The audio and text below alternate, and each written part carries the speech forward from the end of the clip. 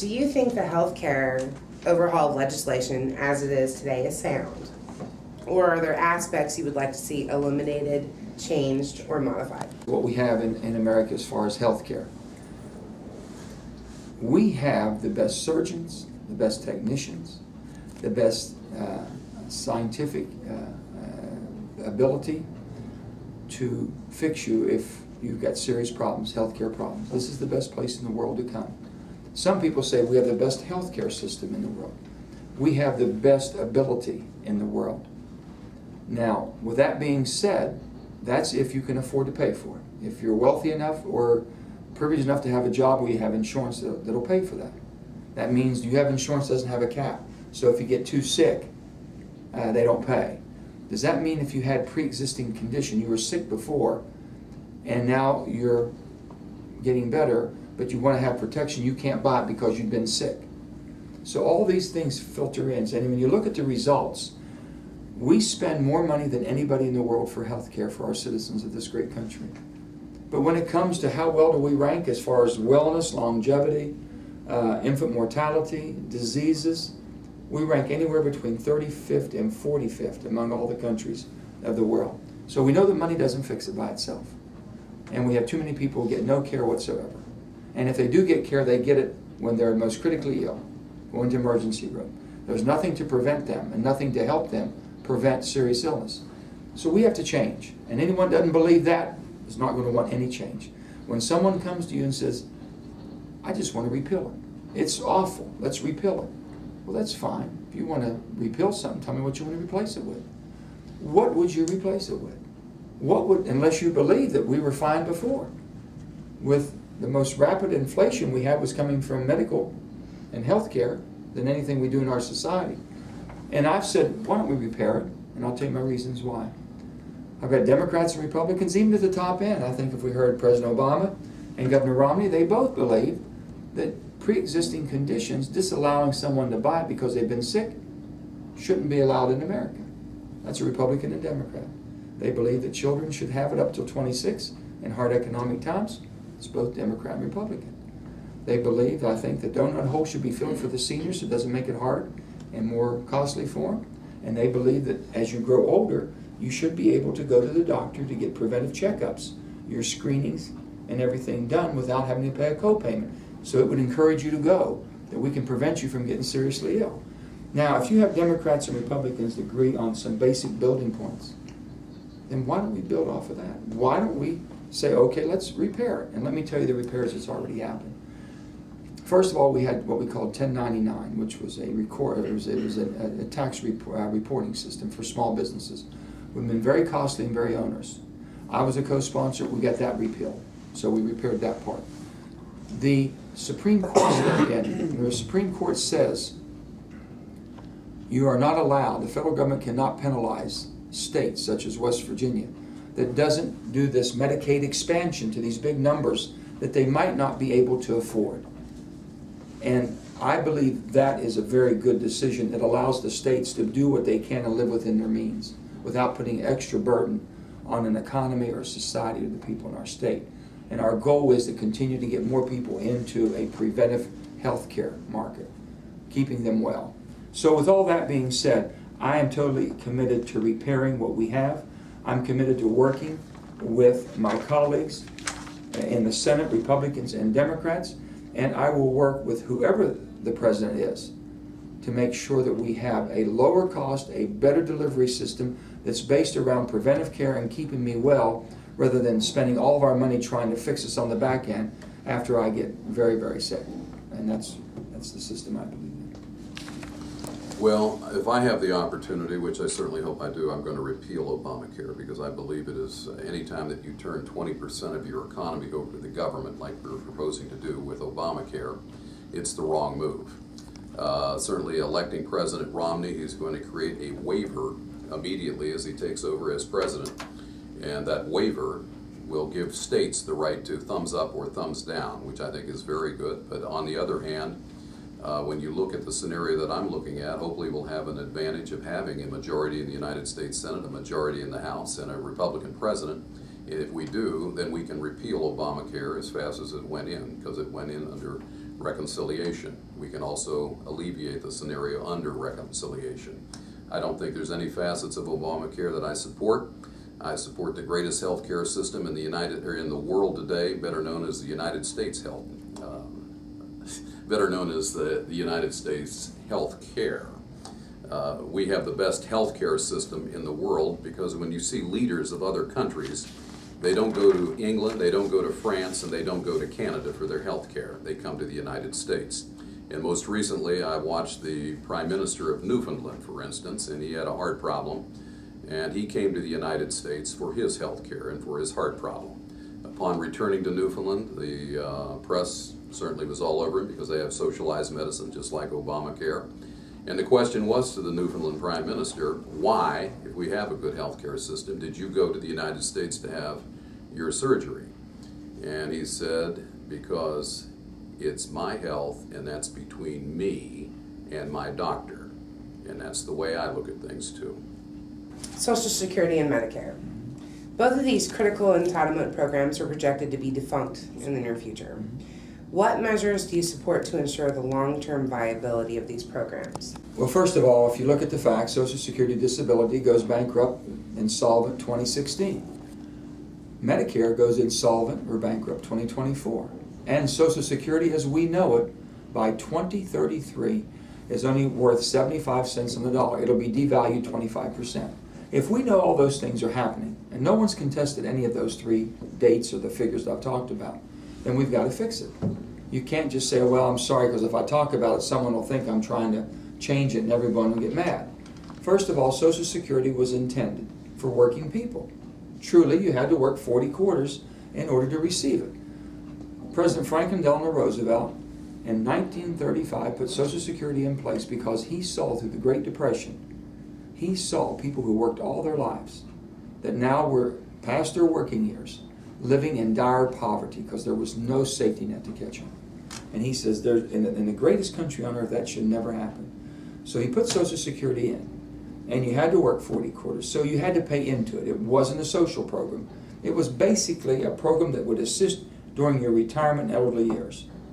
Now, it's turned into a lot more than that.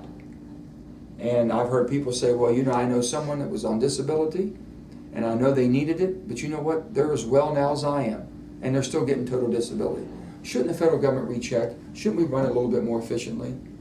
When the CBO, which is the Congressional Budget Office, says, we know that in those social services that $125 billion was wasted in 1 year. If you score that, which all scores are done over a 10-year period, that's $1,250 billion that could be saved just by the efficiencies and the waste in the system. So before you throw the baby out with the bathwater and say you're going to change Social Security and Medicare, now mind you, these are people that are paying into it, that are depending on it, and in West Virginia, 55% of our citizens that retire, that's the only income they have. And if that's the case, don't you think we ought to fight to keep that first and get rid of the waste, fraud, and abuse and try to run it more efficiently so that it will be here for those who are younger and are going to depend on it later? I am not in favor of the voucher privatization, and I will tell you why. I know people are talking about that, and I know the Ryan plan, and I know one of my opponents says that's what he believes in. Well, let me tell you, I was governor, and I was a legislature in 1991 when the teachers' retirement system was in horrible, horrible shape. We had to do something. So we changed that to a divine contribution, which is like investing into the market, depending on the stock market to pull us out. Now, fast forward, I become governor in 2005. Teachers who have been working all their lives wanted to start retiring in 2005 and 2006, and the market had already collapsed a couple of times prior to that. They didn't have enough, even though they paid into it, and even though they worked hard, to retire. I'm not going to throw caution to the wind and say, let the private sector, let the markets do it. When we know if we discipline ourselves and run them properly, that we can make sure the money that you've invested is going to be there when you retire. And that's why I've been opposed to those two plans. And you don't have to go down that road. I think there's a better way of doing it. Well, as you know, when Franklin Delano Roosevelt first introduced Social Security to this country, this was back obviously in the 30s, it was going to be 1% of our payroll tax. And today it's 6% of our payroll tax. And if we don't do something, that's going to more than double. And the average American today is paying anywhere from $7,000 to $10,000 employed right now. It's getting to be a huge chunk of the American payroll, especially in the middle class. I think that when you have a scenario that Mr. Roosevelt was looking at, we had 16 working Americans supporting one retiree. Now today, with people living longer and the average age going up, that different scenario has gone for 3 people working supporting one retiree. Well, that combination won't last very long, and we're going to have changes in our system. But the biggest change that I think in our system is something that I believe is called growing the economy. And I find it odd that all the solutions that I look at for Social Security, nobody talks very much about growing the economy. And when I look at the scenario of Social Security, we need more people supporting retirees. And when you look at going forward, and you're seeing certainly the economic news that I'm looking at, it doesn't look and bode very well for a growing economy. And when a growing economy, you have more people working, more people supporting people that are out of work, and certainly more people supporting people that are on government pensions, better known as Social Security. So I believe very firmly in a pro-growth. I've always been somebody that has been for what I call a capitalist revolution, where we start to eliminate regulations, we start downsizing government, and we start making the private sector and the private base grow. Because when you have the private base growing, and you have that kind of scenario, then you have more people working, more people paying for our pensions, and certainly more people paying for Social Security than we do today. But when you've seen so many companies leave this country and so many companies go out of business, you're going to have the scenario that you have today. And that's the way I look at it. I think a very permanent fixture in the long run for Social Security.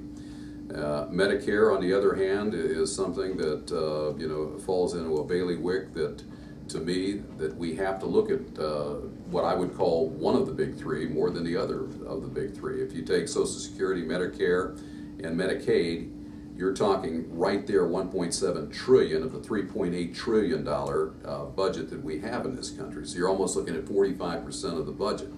So in order to make these functional, they have to work. And when I say they have to work, you can look right now currently at President Obama, who wants to cut over $716 billion out of Medicaid and move it into what is called Obamacare. Quite frankly, I don't know how that fixes Medicare, excuse me. I think it hurts it. You're looking at taking over $50 billion a year out of Medicare. I'm somebody that doesn't believe that, so to fix Medicare, I would not be of that persuasion. I believe very firmly that certainly the people that need Medicare has that opportunity. And to have that opportunity, I'd like to leave that 700 where it is. I think moving down the road, once again, we have to take a look at what government and how government runs our healthcare systems in this country. And I've never seen, as Ronald Reagan used to put it, where government is the answer, government usually is the problem. And certainly with the paperwork and the regulations that I have in the private sector, I can only imagine what goes on in the public sector.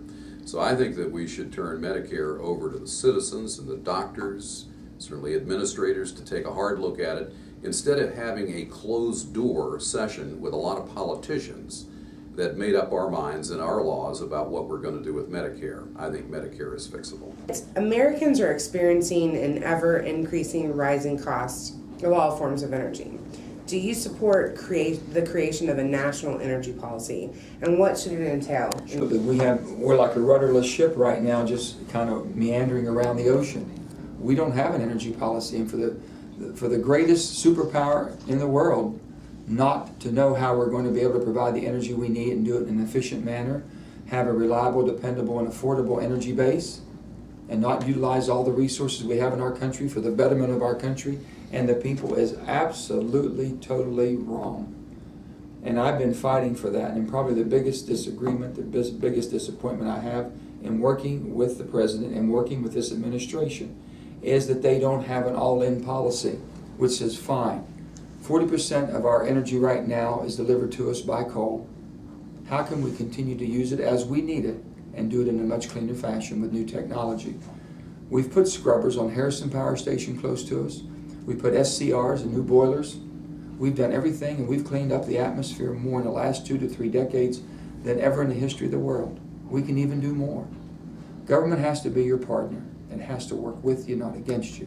It has to be your ally, not your adversary. And right now, the mood of the people in this country is that government's overreaching and working against them. And that has to stop.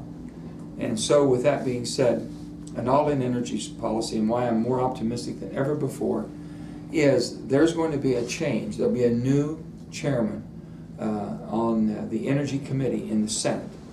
This new chairman is either going to be Ron Wyden from Oregon or Lisa Murkowski, the 2 ranking members. Lisa is a Republican from Alaska, Ron's a Democrat from Wyoming. Both of these people I have had for 3 days in the state of West Virginia, and I've taken them and showed them a windmill farm, one of the largest east of the Mississippi, on Mount Storm. I showed them a modern coal-fired power plant. I've taken them to Marcellus Drilling, where natural gas. I've taken them to Summersville, to where we have hydro sites. I've taken them down to the coal fields and the coal mines. I showed them a little state that does it all. Showed them everything. And they are committed to an all-in policy. That means every state. If Nevada can run its state on geothermal and solar, then we should help them do that. That's exactly what they need to do.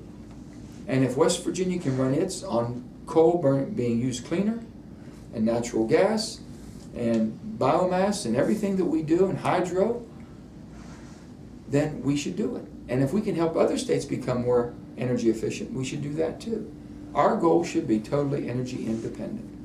The greatest transfer of wealth in the 20th and 21st century has been the transfer of energy, the payment of oil from overseas. And it has disrupted this world, caused more chaos, more wars, more suffering, more cost than anything else we've done. So if you want to be secure, if you want to have a nation at peace, have an energy policy that works for this country, and that's what I'm for. Well, my national energy policy would be called free enterprise and letting the markets work the way they should work. The biggest problem in energy today in this country is government. As I said earlier about the Department of Energy, I can't think of a barrel of oil that they've ever manufactured or will. When you look at our energy problems today, we are going to have a glut of rising energy cost. And you certainly look at West Virginia, and I went over the mining situation, the loss of a lot of the mines here in West Virginia, the closing of our power plants, one right here in the Fairmont area. When you look at certainly the grid system where people buy and transmit electric today, and you notice that the prices are almost going from, I believe, about right around $36 per megawatt, all the way up to $136 per megawatt, and that's on the PJM interconnector. You have to wonder in 2015 what energy is really going to cost. So I believe that the best way to get energy back is to eliminate bills like here in West Virginia that certainly Senator Manchin, when he was governor, sponsored, called House Bill 103, where it eliminates 25% of our coal usage in all of our power plants and let us start burning the cheapest method that we know mankind, and certainly here in this country, has ever come across. It's called coal. But when you start regulating coal so heavily, the price of coal starts to go up, makes gas an alternative. Gee, I wonder why that happened. Well, once again, it's government. So I think the fixture to energy is coal, and coal can be brought back into a competitive level if you can get government regulatory, certainly EPA, certainly Lisa Jackson, and certainly Barack Obama out of the picture. We're not going to have an energy problem. We've created our own energy problem with a president that is designed to take, I think, a very friendly environmental look at our country, and he forgets all about what made this country great. And when you look at, once again, capitalism, the cornerstones of capitalism are energy and private property, both of them under attack by the system that we know as Barack Obama. What is the primary message that you want to get out to voters? You know, these elections have become so contentious anymore, and you really don't know what to believe because you hear this and you hear that, and everyone's going one direction or the other. I would hope that if you take nothing more away from what we've talked about today, is that I have been someone in public life that had success by bringing people together. If there was a problem, we'd identify the problem, and then we would come together as West Virginians to fix the problem. Not as Democrats or Republicans, but as truly in a spirit that worked for our state. And we need to do the same for our nation. We need to start looking at what fixes America. What makes America the power, the superpower? What makes America the hope of the world? And if you believe like I do, you're going to believe in America that can still provide education and educate its citizens and all of its young adults to the level that they can excel in the world, have the skill sets for the jobs that we need here. And if you believe in America, you're going to have an America that has a health care plan that is able to be afforded by all the people of this great country, that keeps them healthy and productive and a quality of life.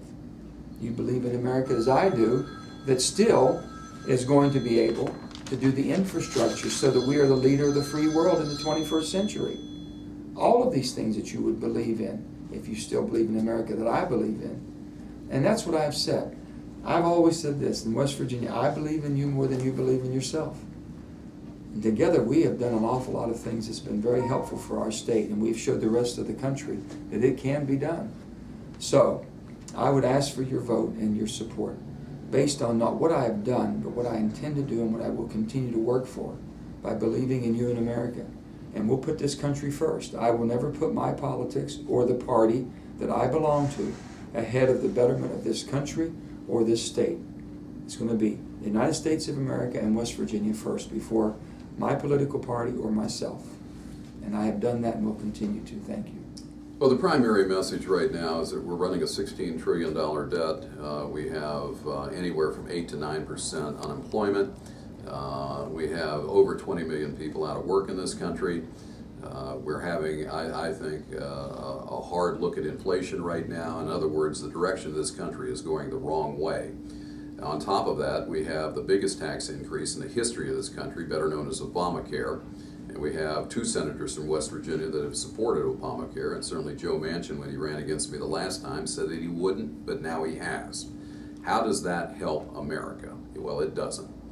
And the only thing I can say right now is that I look at it, I believe in a very positive growth. I believe in growing the economy. I don't believe in regulating the economy out of existence, certainly like Mr. Rockefeller and Mr. Manchin have clearly demonstrated. But it comes down to this. We have an election, obviously, coming up in about 40 days. And if people, if people in this country understand that if we continue with Barack Obama and senators like Joe Manchin, that Obamacare will become a permanent law in this country, and it's not going away. It won't go away. Our deficits are going to increase, just like they have. Look at what these people have done, stimuluses they voted for. Certainly Mr. Manchin has voted for 3 of them.